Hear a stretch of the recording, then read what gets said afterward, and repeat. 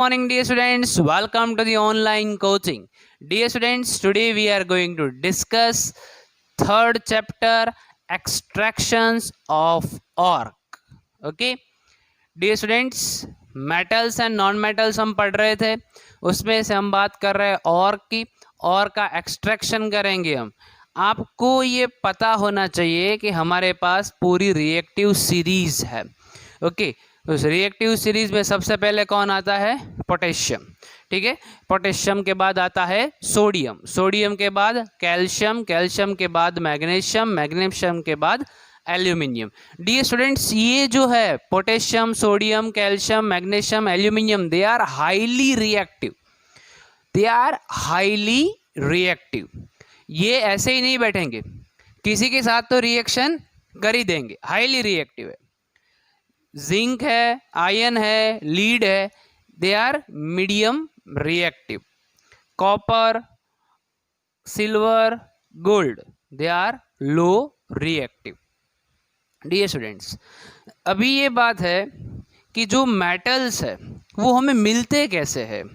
Ion है, suppose आपने देखा होगा कि ये डोर जो रहते हैं, बेंचेस जो रहती है, वो सब आयन्स के बने हुए थे। ऊपर तो हुड रहता है, जो फ्रेम है वो आयन की बनी होती है। तो ये आयन हमें डायरेक्टली ऐसे ही मिल जाता है, शेप तो हमें देना पड़ता है, लेकिन आयन हमें मिलेगा कैसे, कहाँ से मिलता हमें? ये बहुत सारे क्वेश्चंस हमारे दिमाग में रहते। गोल्ड हमें ऐसे ही मिल जाता है।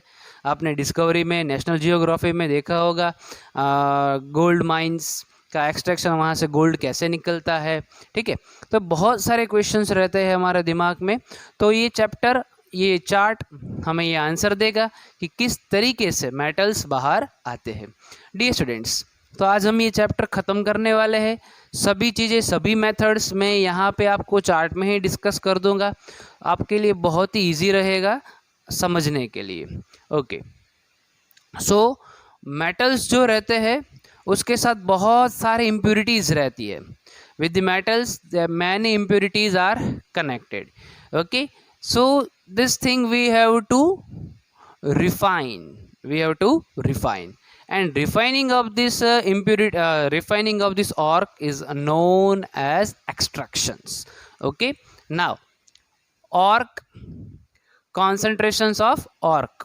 Dear students, I have divided this thing in the three part: metals of high reactivity, metals of medium reactivity, and metals of low reactivity as per given in the NCERT textbook. Now dear students, metals of low reactivity से हम start करते हैं। Metals of low reactivity जो है, इसका meaning ये है कि ये जो मेटल है वो बहुत सा रिएक्शन नहीं करेंगे। ठीक है, जैसे ये हाईली रिएक्टिव वाले रिएक्शन करते रहते हैं, उस तरह से ये रिएक्शन तो करने वाले है नहीं। So metals of low reactivity जो है वो हमें किस फॉर्म में मिलते हैं? वो हमें सल्फाइड ऑर्क के फॉर्म में मिलते हैं, सल्फाइड ऑर्क। अभी आपको क्वेश्चन होगा कि सर ये सल्फाइड ऑर्क क्या है। सपोज मर्क्यूरी जो है उसकी हम बात कर रहे हैं कि हमें मर्क्यूरी कैसे मिलता है। मर्क्यूरी हमें डायरेक्टली नहीं मिलता, हमें मिलता है मर्क्यूरी सल्फाइड, HgS। मीन्स ये सल्फाइड है, मर्क्यूरी का सल्फाइड।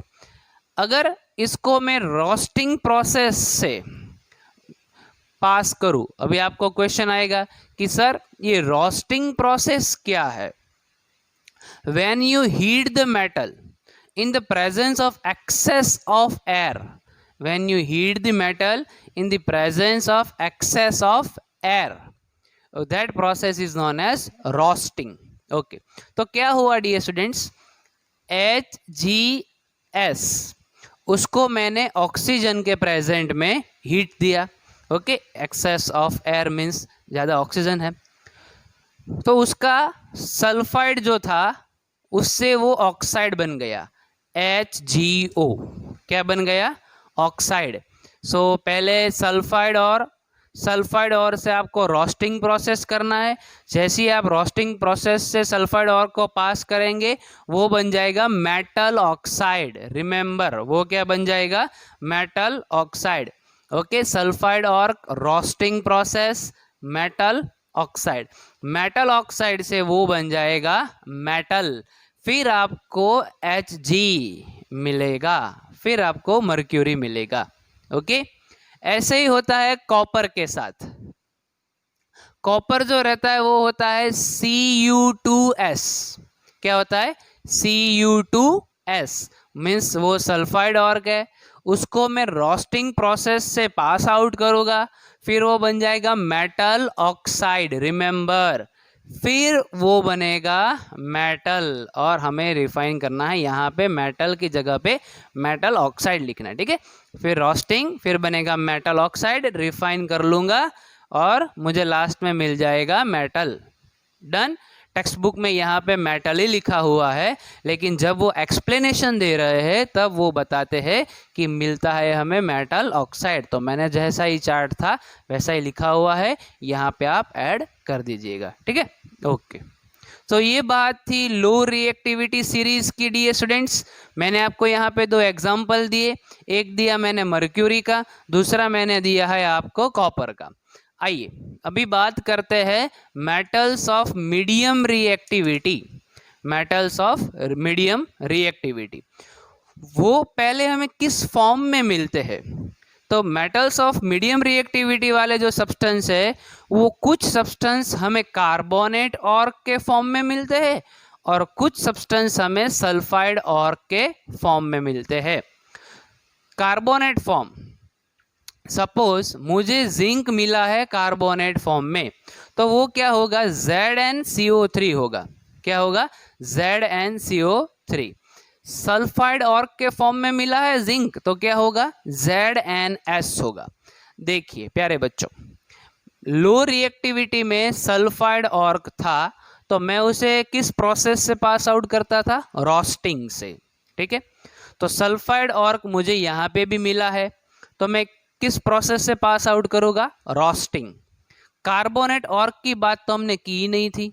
अब यहाँ पे देखिए, कार्बोनेट फॉर्म हमें मिला है, कार्बोनेट ऑर्क ZnCO3, तो उसे मुझे कैल्सिनेशन प्रोसेस से पास आउट करना पड़ेगा। किस प्रोसेस से? कैल्सिनेशन प्रोसेस से। अभी आपके दिमाग में क्वेश्चन आया, सर आपने यहाँ पे तो रोस्टिंग समझाया था, यहाँ पे आप कैल्सिनेशन समझा दीजिए। देखो फिर से आपको रोस्टिंग बताता हूँ। In the process of roasting, we are strongly heating the substance in the presence of excess air, okay. In the calcination, we are strongly heating, but in the presence of limited air. यहाँ पे excess है, यहाँ पे limited air है, ठीक है, okay. Dear students, जैसे ही ये सल्फाइड ऑर्क रोस्टिंग से पास आउट होता है तो वो बन जाता है ऑक्साइड ऑफ मेटल। क्या बन जाता है? Oxide of metal. कैल्सिनेशन से पास आउट होता है फिर भी वो क्या बन जाता है? Oxide of metal. अभी आपको तो पता है कि जैसे अगर मेटल का ऑक्साइड बन गया है फिर वो रिडक्शन होके क्या बन जाएगा? मेटल, और प्यूरिफिकेशन करके हम प्योर मेटल ले लेंगे। ओके, तो यहाँ पे 2 एग्जांपल ले लीजिए आप। ZnS का रोस्टिंग प्रोसेस से पास आउट कीजिए तो वो बन जाएगा ZnO। ZnCO3 कैल्सिनेशन से पास आउट कीजिए फिर भी वो बन जाएगा ZnO।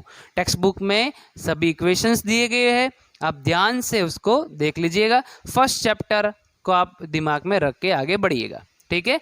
तो ये मैंने समझाया पहले आपको लो रिएक्टिविटी डियर स्टूडेंट्स, फिर मैंने आपको समझाया medium reactivity. Now it's time for the high reactivity. ये हाईली रिएक्टिव है, तो मेटल्स ऑफ हाई रिएक्टिविटी उसे हम किस प्रोसेस से पास आउट करेंगे? उसे हमें पास आउट करना है इलेक्ट्रोलिसिस से। किसे पास आउट करना है? इलेक्ट्रोलिसिस। प्यारे बच्चों, आपको पता है इलेक्ट्रोलिसिस में क्या होता है? Anode, cathode, do you remember? Very good. तो उसमें क्या होता है?